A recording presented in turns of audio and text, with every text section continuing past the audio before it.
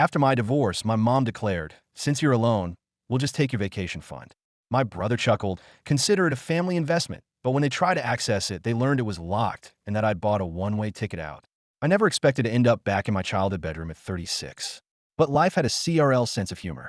The familiar scent of old wood and fabric softener lingered in the air as I sat on the edge of my twin-size bed, staring at the glow-in-the-dark stars I had stuck to the ceiling when I was 10. They were still there, faded but stubborn, just like this damn house. A year ago, I had a life of my own, a husband, a mortgage, and a decent job in marketing. I had built something solid, or so I thought. Then I found out Mark, my husband of 6 years, had been screwing his coworker. Not just a one-time mistake, not a drunken slip-up at an office party. No, a full-blown AF affair that had been going on for months behind my back. And the worst part? I found out because she got pregnant. The moment I saw the text on his phone, "Can't wait to see our baby, love," I knew my life was about to implode. The divorce was quick, ugly, and expensive. I got the short end of the stick, of course.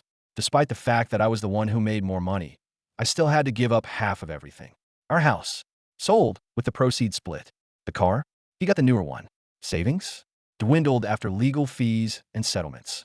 By the time it was all said and done, all I had left were my clothes, my battered old sedan, and the one thing that kept me sane through it all, my vacation fund. For years, I had been putting money away for a dream trip. I never had a specific destination in mind, just the idea of getting away, of taking time for myself. I had spent years working, saving, and being the responsible one, while Mark had played the fun-loving, irresponsible husband who never had to worry about bills. And what did I get for it? Humiliation, betrayal, an empty house that wasn't even mine anymore. With nowhere else to go, I packed up what little I had and drove back to the one place I swore I'd never return to, my mother's house. I had been there for 3 weeks when everything came to a head. It started like most things in this house did, with dinner. Mom had made lasagna, the same way she always did, burned on the edges, half frozen in the middle. I sat across from my younger brother, Justin, who was already 2 beers deep, slouching his chair like he had nothing better to do than lounge around. So, Mom said in that sweet, syrupy voice that always meant trouble, "Cassie, honey, your brother and I were talking, and we have a little idea." I knew immediately that I wasn't going to like this. I set my fork down. "What idea?" Justin smirked. "It's more of an opportunity, really." I raised an eyebrow. An opportunity for who? Mom reached for her napkin and dabbed the corners of her mouth delicately, like she was about to deliver some profound wisdom. "Since you're alone now, and you're living here rent-free, we thought maybe we could use your vacation fund for something more practical." I stared at her, sure I had misheard. "I'm sorry, what?" Justin chuckled. "Think of it as a family investment." I looked between them, waiting for the punchline. It never came. "You're serious?" I asked, my voice flat. Mom sighed, as if I were the unreasonable one. "Sweetheart, it just makes sense. A vacation isn't going to fix your life. But that money could help all of us." Justin leaned forward, grinning. "About some business ideas. This could really put us ahead." I blinked at them, trying to wrap my head around the sheer audacity of what they were suggesting. "Let me get this straight. You think that because I got divorced, my money is now our money?" Mom gave me that fake pitying look. "Cassie, honey, this is your home. We're your family. We help each other." I scoffed. "Oh, you mean like how you helped me when I was struggling to pay for college? Oh, wait, you didn't. Or how you helped me when I needed a down payment for my first apartment. All right, you told me to figure it out." Justin waved a dismissive hand. "Come on, don't be dramatic. You weren't thinking about taking that vacation anytime soon anyway." I clenched my jaw, my grip tightening around my fork. "And what, exactly, were you planning to do with my money?" Justin shrugged. "I have some investment opportunities lined up. Some stocks, maybe a little crypto." I laughed, but there was no humor in it. "Crypto? Are you kidding me?" Mom sighed, folding her hands together. "Cassie, this is about family. You need to stop being so selfish." Selfish. That word hit me like a slap. For years, I had been the responsible one, the one who held everything together. While Justin hopped from job to job, and Mom made excuse after excuse for him, I was the one who had built a stable life. And now, just because that life had been ripped away from me, they thought they could sink their claws into what little I had left. I took a deep breath and forced myself to stay calm. "I'll think about it," I said, standing up. Justin smirked. "That's more like it," but I had no intention of thinking about it. That night, I locked my bedroom door, sat on my bed, and moved every last cent of my vacation fund into a new, private account. Then, I booked a one-way ticket. Not to some luxury resort. Not to some fancy spa. No, I booked a ticket to Portugal, where I could live cheaply while figuring out my next steps. The next morning, I walked into the kitchen, where Mom and Justin were hunched over the laptop, frowning. Justin's head snapped up. What the HLL did you do? I grabbed a mug and poured myself some coffee. What are you talking about? Mom sighed dramatically. We tried to access the vacation fund, but it's gone. I sipped my coffee. That's weird. Justin slammed his hand on the table. Cut the crap, Cassie. Where's the money? I set my mug down and smiled. Spend it. Mom's eyes widened. On what? I took a slow, deliberate breath. A one-way ticket out of here. Silence. Justin looked like he was about to explode. You're leaving? I nodded.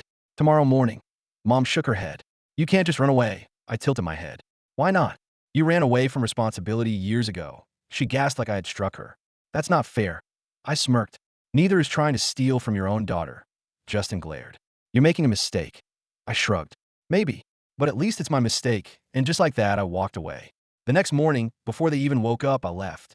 No goodbyes. No explanations. Just me, my bags, and the exhilarating freedom of choosing myself.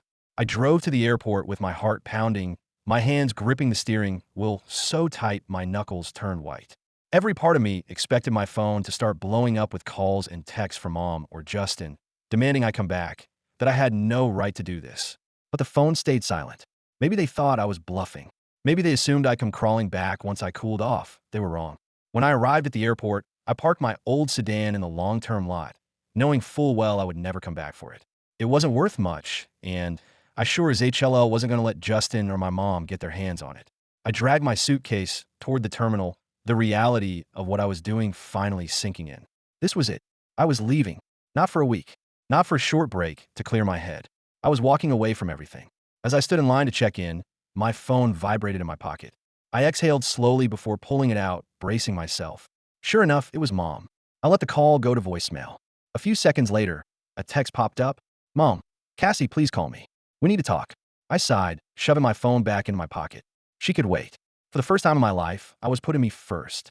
I went through security, boarded my flight, and as the plane took off, I stared out the window, watching the city shrink beneath me. I wasn't sad. I wasn't scared. I was free. The first few days in Lisbon were surreal.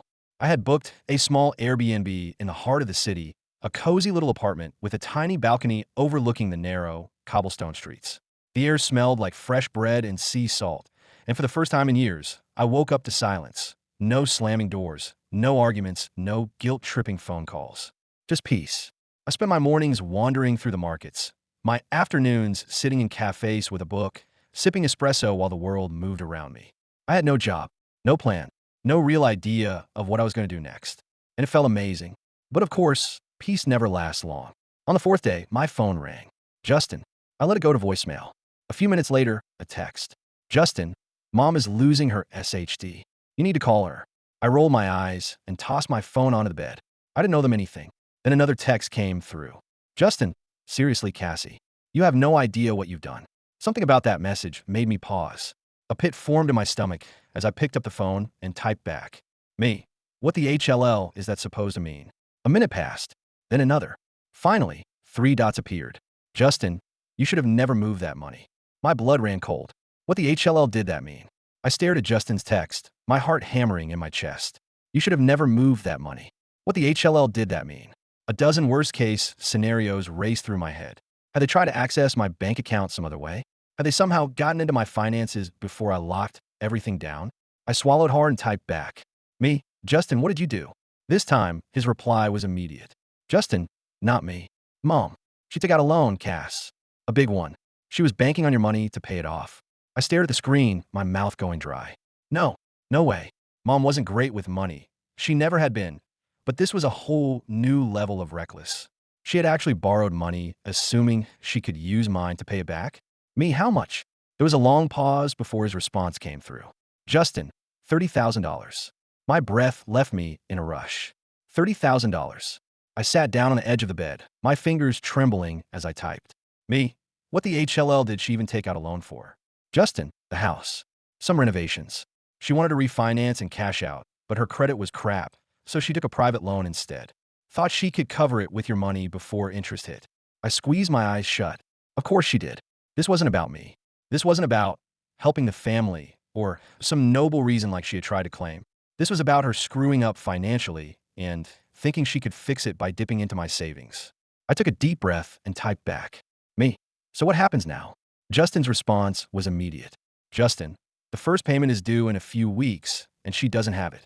She's panicking. She thought she'd have access to your account by now. My stomach turned. Mom had always been manipulative, but this was something else. She had been so sure I wouldn't fight back that she had spent money she didn't even have yet. And now, she was trapped. I should have felt guilty. I didn't. For years, I had been the responsible one, the one who had planned ahead, the one who had done everything right. And instead of appreciating that, instead of respecting me, Mom had counted on the idea that she could just take from me. And now, she was learning that she couldn't. I let out a slow breath, my decision already made. Me, not my problem. Justin's reply came fast. Justin, Cassie, come on. You can help her. I laughed bitterly, shaking my head. Help her? The way she had helped me when I was struggling? The way she had called me selfish for not handing over my savings? The way she and Justin had laughed at the idea of my vacation fund, like I didn't deserve something for myself? Yeah. No. Me. She made her bed. She can lie in it. I stared at the message for a second before hitting send. Justin didn't reply right away. When he finally did, it was just one word. Justin, wow. I smirked. Me, yeah. Wow. Then I turned off my phone. The next few weeks were blissful. I wandered the streets of Lisbon, ate pastillas de nata by the waterfront, and soaked in the slow, peaceful rhythm of a life where no one expected anything from me. No guilt, no obligations, no one breathing down my neck. I didn't even check my messages. I knew they were blowing up my phone. Mom, Justin, probably even some distant relatives getting roped into the drama, but I didn't care. I had given them enough of my life. Then, one evening, as I was sipping a glass of wine at a tiny cafe, I decided to check in, just out of curiosity. I turned my phone back on and was immediately bombarded with notifications. Missed calls, voicemails, texts. I scrolled through them, skimming. Mom, Cassandra, I am so disappointed in you. Mom, I hope you realize what you've done. Justin, Mom is losing it. She doesn't know how to fix this. Mom, I can't believe you would do this to your own mother. And then, finally a new one. Justin, Mom's trying to sell the house. I sat up straighter, rereading the text. I had expected her to scramble, to beg, to guilt trip me into fixing this. But selling the house, that was unexpected. And yet, the more I thought about it, the more it made sense. She had backed herself into a corner. Without my money, she had no way to make the payments. She couldn't get another loan. She had no choice but to finally deal with the consequences of her actions. I took a sip of wine, a slow smile spreading across my face. She had expected me to fold. She had counted on me caving like I always had before. But I didn't. And now, she was paying the price. A month later, I got a final text from Justin. Justin, she sold the house. She's moving in with Aunt Denise. I burst out laughing. Mom hated Aunt Denise. She had spent years complaining about her, about how Denise was overbearing, how she always had too many rules, how she was too controlling. And now, she had no choice but to live with her. I had to admit, it was poetic justice. Mom and Justin had tried to take from me, tried to manipulate me, tried to make me feel like I was in the wrong for protecting what was mine. And in the end, they had lost everything. I leaned back in my chair, feeling lighter than I had in years. No anger, no guilt, just peace. And for the first time in my life, I knew, without a doubt, that I had finally won.